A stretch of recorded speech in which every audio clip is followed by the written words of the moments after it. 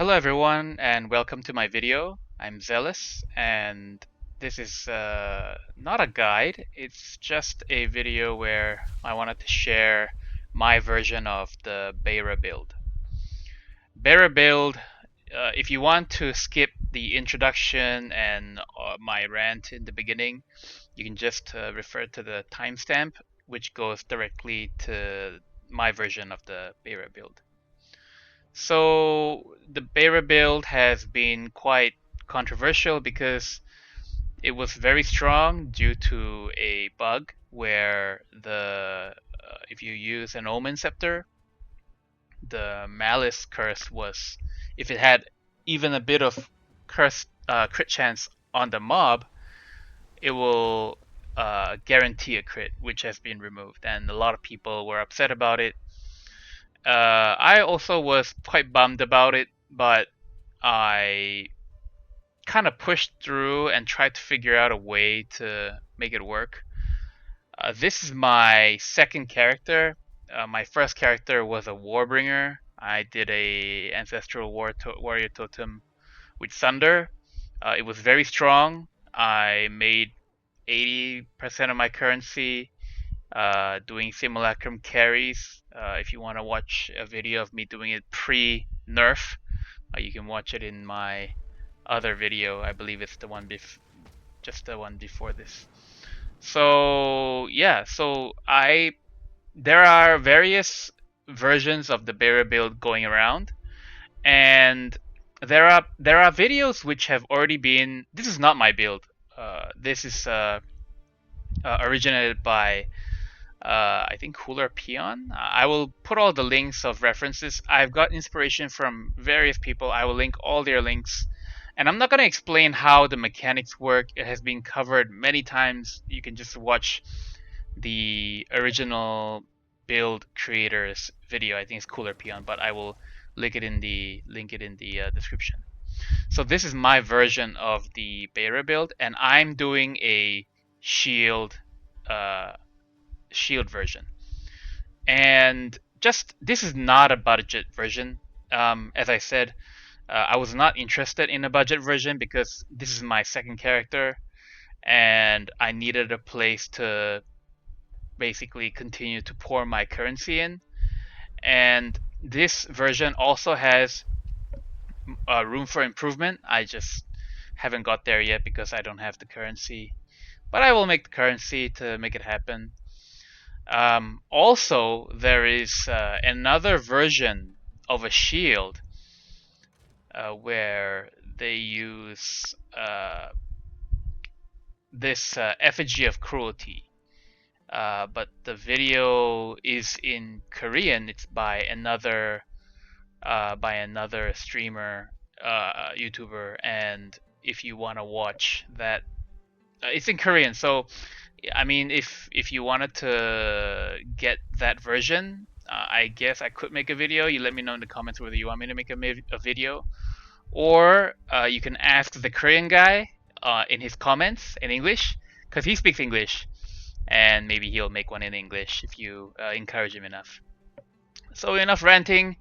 Let's get to the build, to my version. So first off, as I said, it's not a budget version. And I guess the shield is the most important, or rather, the whole build revolves around the shield.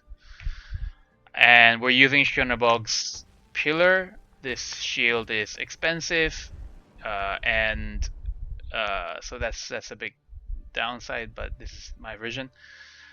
Gain 1% of damage as fire damage per 1% chance to block. And so this every chance. Now that I've got 75% block chance, I get 75% damage as fire damage. And here, later I'll show in the passive tree, in fact I'll show now, there is a node, offensive stance, which says increased damage per 1% chance to block. And there's another node here, lay siege, increased damage per 1% chance to block. So you get 3% increased damage per 1% chance to block. I got this node through my anoint on my amulet. Okay, so that is where a lot of damage is coming from. Obviously, it's got resistance on it. Now, the weapon, we're using a Sacred Flame. This is also a max Sacred Flame with increased spirit. And the main line on this is enemies in your presence resist element damage based on their lowest resistance. This is a very famous, unique, quite OP. A lot of people are using it for other builds. And actually, if you use a wand with increased fire, extra fire, then you will have more damage. But I opted for this because even though it's less damage, you get spirit. You get more spirit. And the reason why I went with a shield, this sort of setup, is because of survivability. And later I will explain why that extra spirit will help with survivability. But if you want more damage and you're willing to die a bit more, then this is not the best setup. There are other setups where you use a wand scepter or a wand and then the effigy shield I was talking about. This is a tanky build and tanky setup, and it's not a tanky build, but it's a tanky setup. And I didn't want to worry about dying. I just wanted to chill, do my map, you know. And so that's why I chose this weapon. The helmet is pretty standard on all Beira builds. People say that it's optional. I don't think it's optional. It doesn't feel good if you don't have this helmet. So, you know, this is if you're league starting this, then maybe you can do without the helmet. But it's not league start anymore. We are well into the quote unquote league. It's not really a league, but whatever. And the armor pretty standard. The belt pretty standard. The ring also standard for a Beira build, all the same. So we were left with rare gloves, rare boots, and rare amulet. For the... I tried very hard to fit in rarity, and that is why the rares will be expensive.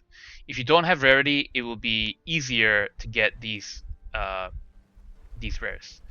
And basically, you just balance resistance and life. And if you can get mana, that will be good. And if you can get stats, it's even better. Because Beira requires strength, 118 strength, and your helmet requires 118 strength. And your skill, if you look at, like, for example, Arctic Armor here, you need 205 int. If you maxed out, I don't have it at level 20, but if you did, it would require 205 int. Yeah, I think Blasphemy, although you'll need 205 int once it becomes level 20. So you need a lot of stats in this build, and if you can get stats on your rare items, then it will help you, because whatever that's remaining in stats that you don't need, you will pump it all into strength. Why? Because when you increase strength, you increase life. And how Beira works is, which you probably already know, but I'll tell you anyways, is that it's 500% of your maximum life. So more in the math, it starts with max life. More max life, more damage. And so and that's good because more life means more survivability. So that's for the rares, just go for life, resistance, stats. And if you have more budget, go for rarity. Okay? So that's the rares. Now let's talk about the Ascendancy. I've seen variations of this. Again, this is my version because I mean, when I read these Ascendancy notes, I'm not sure if I completely understand what these mean, but it doesn't. I mean, I'm making decisions based on my own understanding. If I'm incorrect, you can let me know. I'm certainly not a super build creator, you know, veteran, whatever. I just wanted to share my version. So I see people who go for this node, All damage from you and allies in your presence contribute to ignite chance and magnitude. I didn't take this because all my damage is fire, and so I don't see why I don't get any extra benefit from this node. I don't have any other cold or lightning damage which I need to convert to contribute to my ignite chance and ignite magnitude, and so that's why I didn't take this. I tried this Loyal Hellhound. It just dies really quickly. Doesn't really. It's not in combat most of the time, and because I have a shield, I'm already quite tanky, and I have mana remnants. I'll talk about that later. So I just decided to go. This is important for the build to work. Again, watch. I mean, this is why we choose Infernalist. This node also this is very strong. I think damage conversion. It's strong and makes us tanky. And I just went for these max life and max mana nodes. And max mana is good because we use mana remnants, which it doubles our mana when we take the mana remnants. So this is how I did it, based on my understanding. But if you think that, I don't know, you can put in comments if I'm wrong. But that's why I chose it this way. So that's the Ascendancy.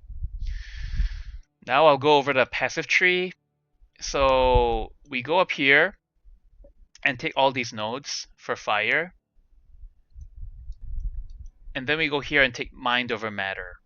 Mind Over Matter makes our damage go, basically converts our mana to HP pool. I mean, y'all are smart. You'll understand what that is. Elemental here. I took these nodes here because we need the spirit. We need the spirit to be able to fit in all our skill gems, which I'll explain later. And we took some presence area, but if you don't need the presence area because our helmet already gives us double, then you can allocate it to. I would get more stats to get even more HP.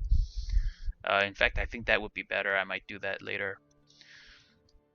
Then you go here. Now we need to block at. So we take all these nodes here, and we get this very important node, which not only gives us block chance, but it gives us block chance on the way, but it also gives us damage. Down here, oh, and yeah, I'll talk about the jewels later. So we make our way down here. The pathing was selected in this way so that we get maximum jewel slots. Jewels are important for us to maximize our damage. Another quality of life. We go here for the extra life, extra damage. Got some damaging ailments here.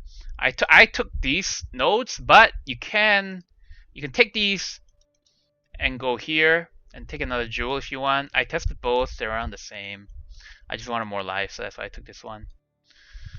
It's a bit hard to do the POB when the POB is not entirely accurate at the moment and functioning. So, and then I took these nodes here. I have not seen other people do it, but I thought it was quite strong because it allows me to allocate more points to strength and get my HP to nearly 4,000. I tried really hard to get 4,000, but I think if I get a better gloves and better gloves, basically more HP on gloves, yeah. Oh, and a corrupted boots, I might hit 4K. So anyways, I took these notes. This note here, 2% increased damage per 5 of your lowest attribute. Your lowest attribute will always be Dex, because you need to wear Alpha's Howl. Alpha's Howl requires 118 Dex. So since we're gonna put stats into Dex, we're gonna convert those stats somehow into damage, and we do it by using this node, Jack of all trades. We also increase attributes here, and by doing this, all these stat nodes, you basically balance it out so that you can satisfy your minimum int requirement, which is 205, I believe, and dex requirement, which is 118. And then the rest you put in strength to get maximum life. You go here and you get your next block node. And by doing this, you will block it. So when you take these nodes here and this node here, you will block it. Okay. Now you do take 50% of damage from block hits, but because you have other damage mitigation like your Ascendancy and etc., later you will see that it's pretty tanky. You go here and you take these nodes here, also very strong, and that is how you end the. Well, this is how I did my passive tree. I'm sure there are other versions, but this was my version. Now let's talk about the jewels. Okay, so there's one here. So you want to go for. You need to have this mod. Recover percentage maximum mana and recover percentage maximum life.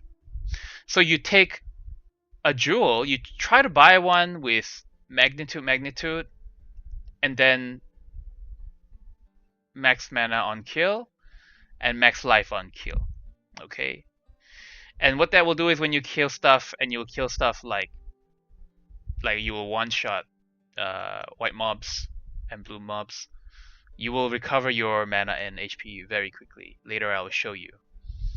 As a bonus, you can get recoup if you have the budget or you manage to get lucky. Okay, so you do that. You can in order to increase survivability, you can stack more of those jewels if you want to, but I did not. I just, I think I ran out of currency. That's why I didn't. Those are the sapphires. Now, I guess I should have talked about this first, but I'll talk about it now. Grand Spectrum Jewel, these are no-brainers. If you can fit 3 of these, so you get 2% increase max life per socket. You can socket 3, so you get 6% basically. So this is a no-brainer because when you increase life, you increase your damage and you increase survivability.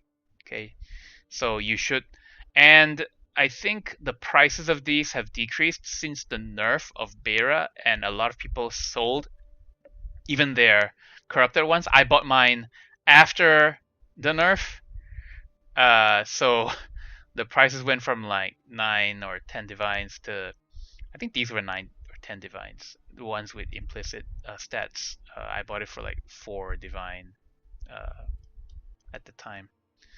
So those are the Grand Spectrum jewels. I'll talk about the Megalomaniac. So when we look at these YouTube guides, you don't need to get this specific Megalomaniac.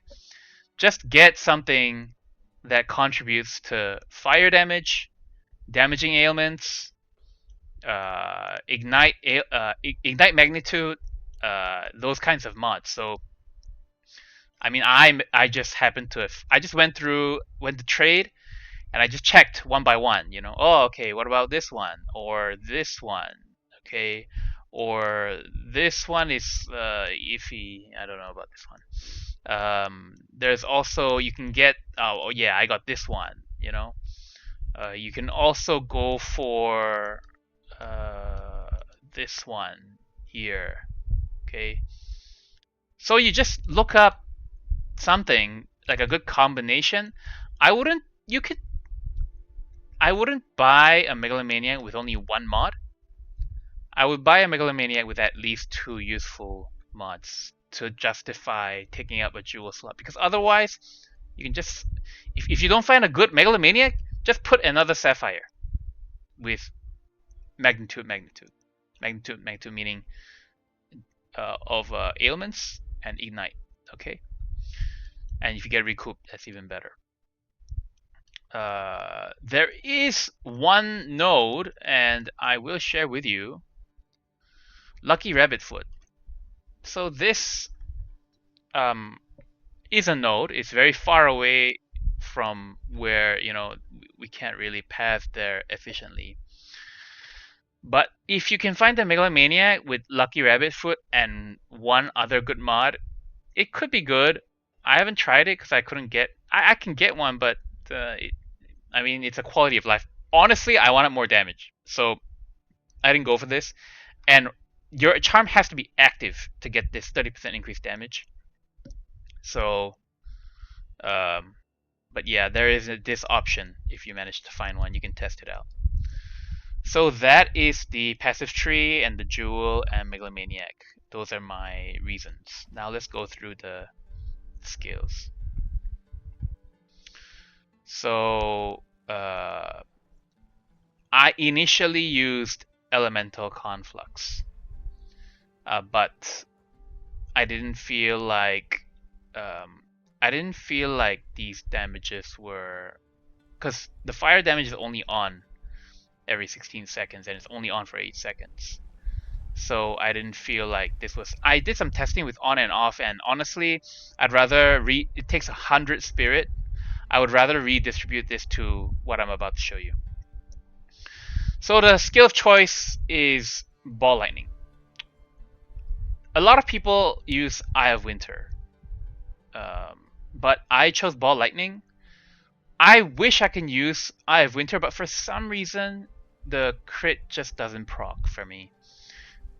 Maybe I'm throwing it incorrectly, I don't know. But for me, this works much better. I think the reason is, here it's written, fire is slow moving. Later you will see when I map, it moves with me.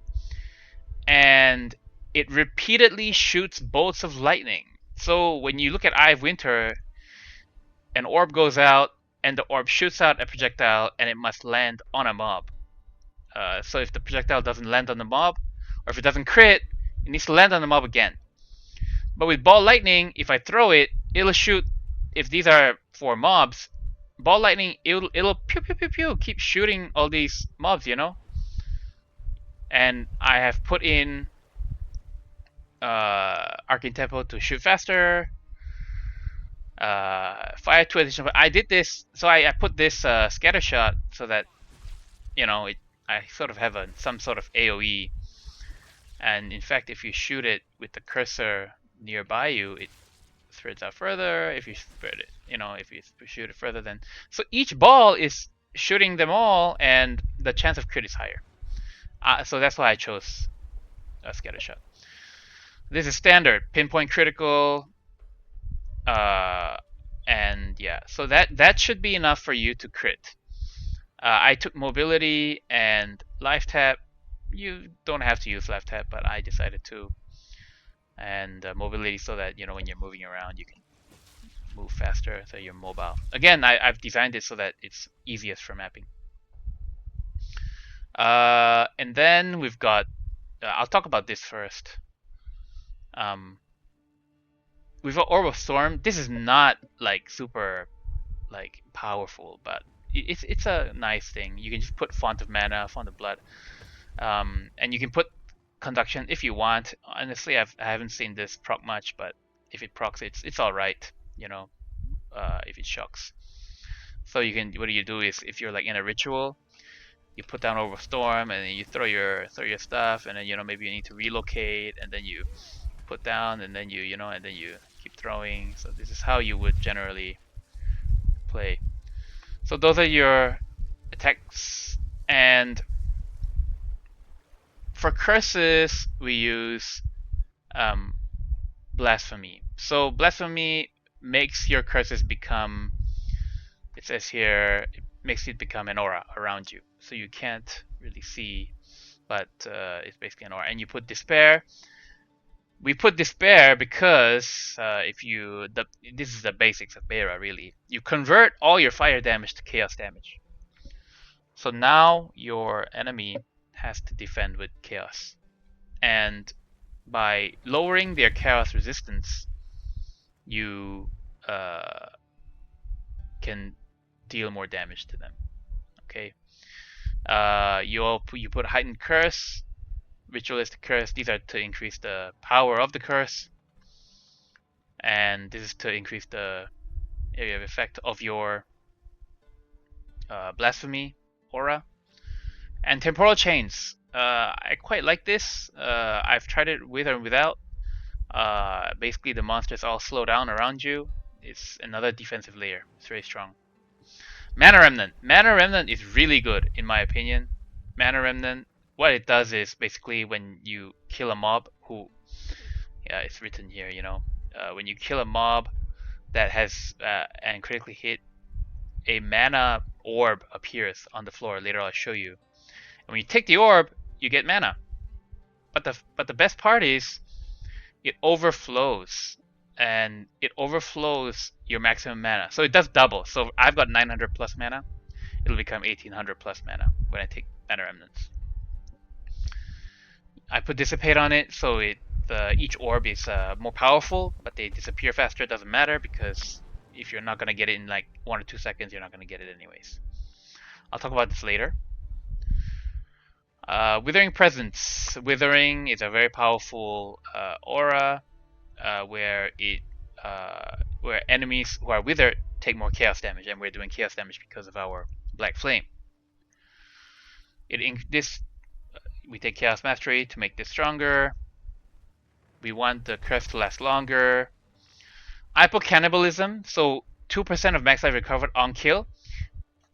If you remember, I have this mod on one of my gems here. So now I get 4% maximum life on kill.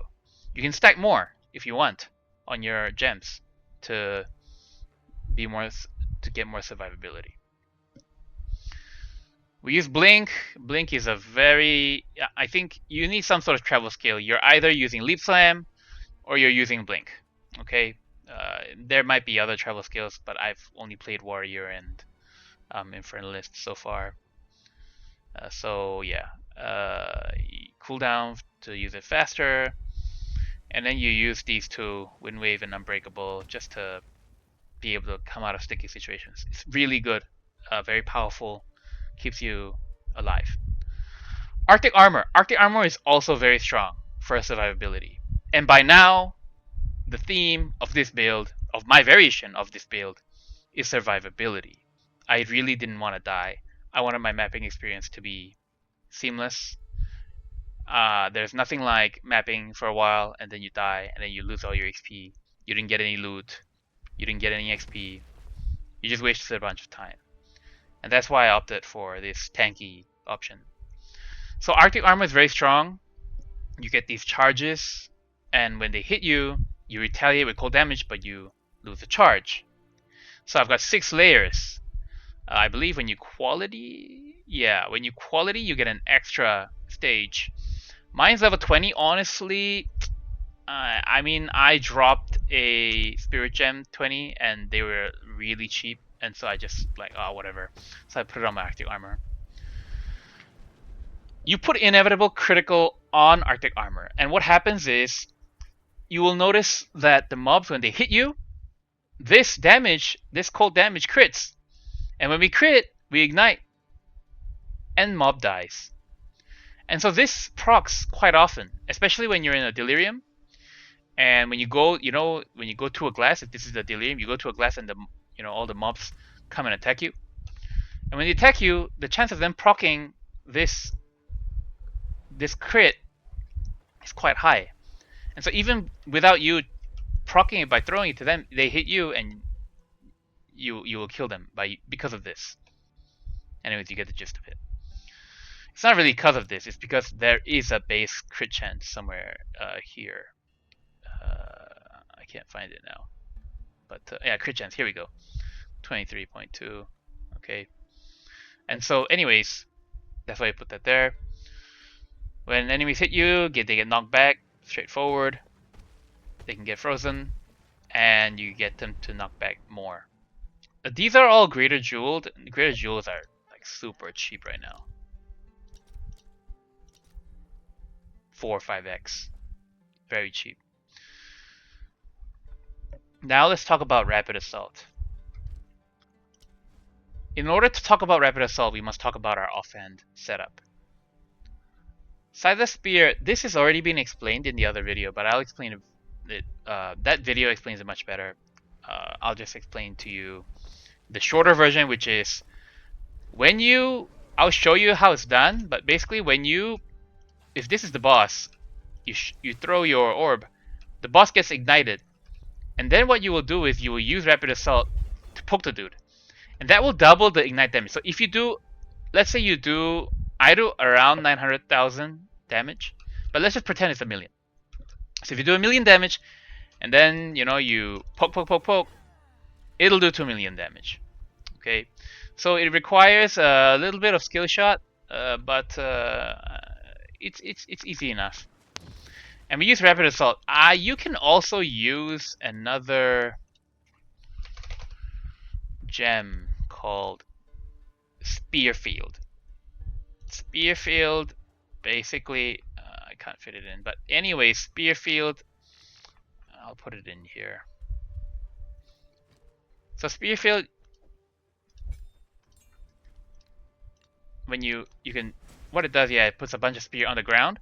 So when the boss, let's pretend this is the boss, and the boss starts moving around, it'll poke itself. So it's up to your preference which one you want to use. Okay, but I preferred Rapid Assault. Now the problem with Rapid Assault is that the attack speed is very slow. So if you look at it, it goes like this. Oof, you're dead by then. So what you want to do, and also because you're swapping your res, when you swap, your res is going to be screwed up, and so you want to be fast. And so there's this very annoying gem. I'll explain why it's annoying in a minute. Called Hit and Run, whereby very fast. But the problem is you got to move 10 steps in order to use this particular, to benefit from this more skill speed. This requires a bit of dancing. If you all have played some MMO with bosses, you need to, you throw your thing, and then it ignites, and then you boom, boom, boom, boom, and then it's off, and then you gotta move around a bit. You throw your orb, and then you poke, poke, poke, poke. So it requires a bit of this, sort of combo playstyle. If you don't like it, just go with the what is it called? With the Spear Field. Okay, if you don't like that, just use Spear Field. But I've tried this. I prefer Rapid Assault. You put Lacerate and Incision because that will proc. You need it to bleed in order to aggravate. That's how this spear works. And so you increase bleed chance, and it will aggravate the ignite. It's guaranteed. I have never seen it not proc. And so it will guarantee the aggravate. You do double ignite damage. And these two are so that you don't poke. Without these, it's really slow.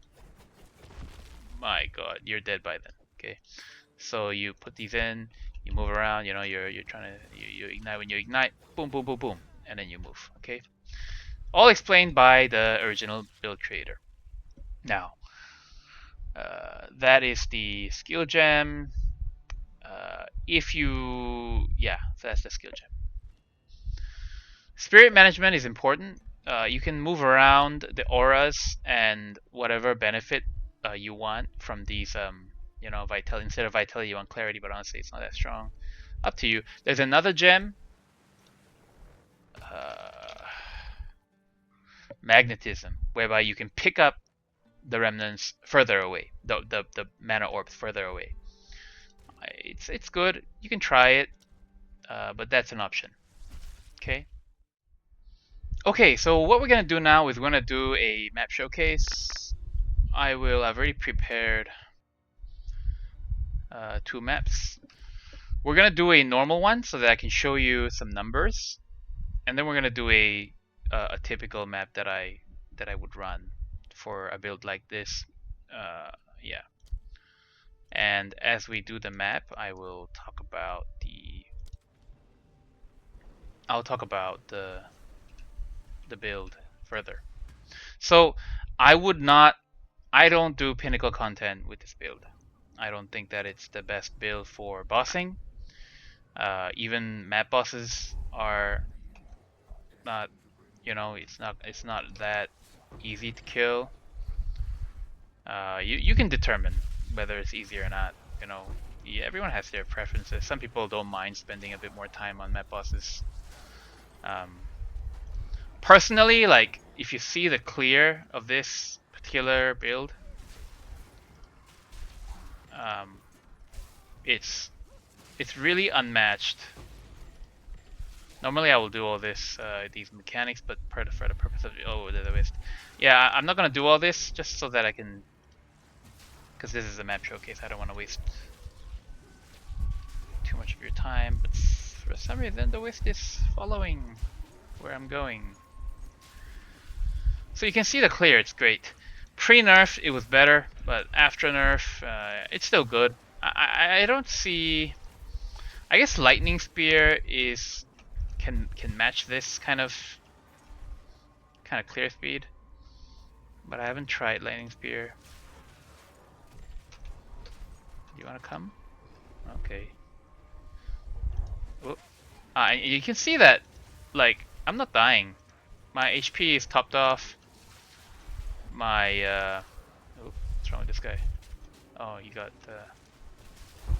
Oh, you give me a bunch of stuff. I'll take. So, and you see these guys? You see what I was talking about?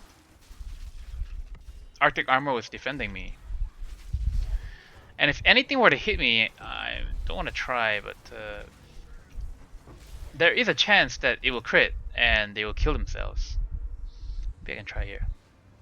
Will it work? No. Yeah, so I mean, it works sometimes. It's not guaranteed. But it's a defensive layer, you know, you don't want to rely on that to deal damage.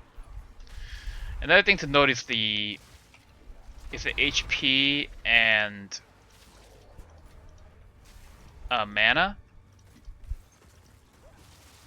How it just the sustain is, in my opinion, pretty good. And the reason why there's more mana than I have more mana than I should is because of the mana remnants, those balls on the ground. If I can show you just quickly, I'll show you in the next map.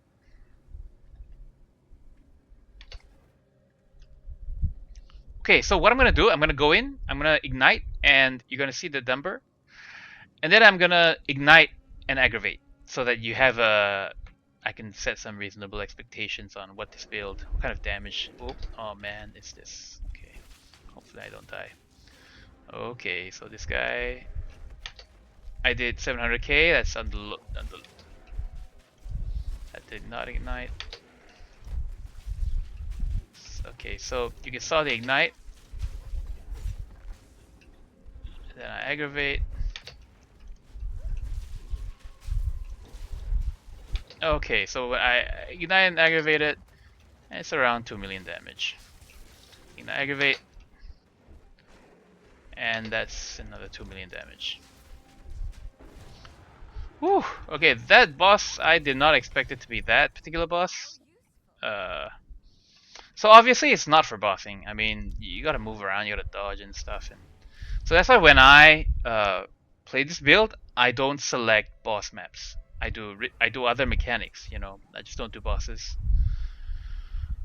But I wanted to show it to you anyways, so I can set some reasonable expectations. Okay. I need to do this so that the map loads. Okay, so now we're gonna do a juice map. This is a typical map I would do, except I wouldn't do boss. But I'm gonna do it because this is a video, and if I die, I die. And it will just set reasonable expectations for the build. I don't want to oversell it. I mean, the objective of this particular video was just to share my version of the build.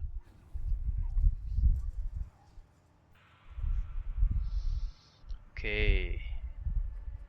So feel free to just skip the mapping once you've had enough and just go straight to the boss in the video.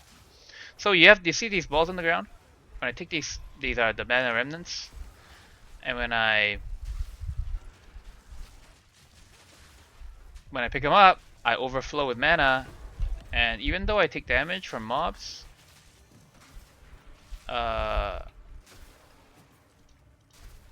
it's okay because my mana is taking the damage, and my mana is being topped off by the remnants, and there's plenty underground because they are being created by the mobs.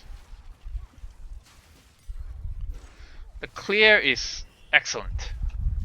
This is the kind of PoE I want to play sometimes. Sometimes I want to boss, and if I want to boss, I'll just use my Warbringer. There are other better boss builds, but that's my preference. But if I want to map, I play with this build. Very chill, very cool. Oh, there's a dude. I aggravate. Dude dies. I get Splinter.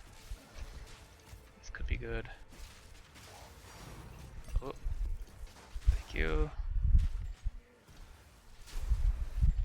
Okay, so yeah, I'm gonna look for the boss now. Normally I'll full clear the map. I believe this has experience, yes, so I would full clear the map normally, but for the purpose of the video, I will just look for the boss. And for those of you who are watching on YouTube, you can just skip straight to the boss, or you can just keep watching me find the boss. So this is a very typical map I would do. Okay.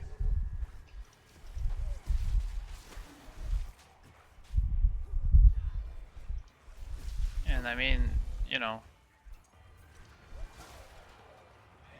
it's really easy. There's nothing much else to say about it.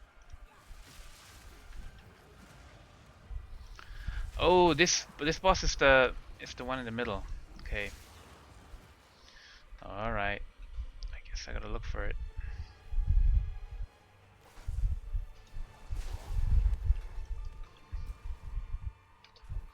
Let's just hope I'm going the fastest way possible.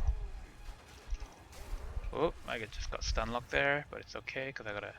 Okay, here we go. So I'm going to the boss. Wow, honestly, yeah, okay. There we go, that's the boss. Yep. Okay, okay, here we go. So I'll try to kill this dude as fast as I can so that I don't, you know, die and embarrass myself. Oop. You see the thing was not on cooldown? That's the most annoying part about this particular what did you call it? What did you call this skill? Rapid Assault. You know, because I want it to be fast. So, you know. Okay, it's asking me to shoot the tail. But I just gonna ignite. Yeah. So that took a minute, and for some people that just doesn't cut it for them. I understand. You know, I mean, everyone has their way of playing. But I'm okay. And anyways, I don't boss with this particular build. I don't boss with this particular build. Okay, so anyways, that was the map showcase. I'm gonna finish this map because it kind of looks pretty good. I hope you enjoyed the video. I'll just go back to town. I hope you enjoyed the video. If you made it this far, really, thank you. This is my first PoE video where I talk. If you have any suggestions or you want more videos, you can let me know. I've got other builds on the channel. It's just I don't talk. The video's over now, so you can shut it off if you want. But if you want to continue to listen, feel free to. I just make these videos to keep a record of my builds. I follow other people's builds. I don't have time to look at POB and do POB. But this particular build, I did spend some time on it. And I haven't seen anyone do this version yet. So I hope you enjoyed it. and please comment any mistakes I made. If there's anything I can improve, please let me know. Thank you.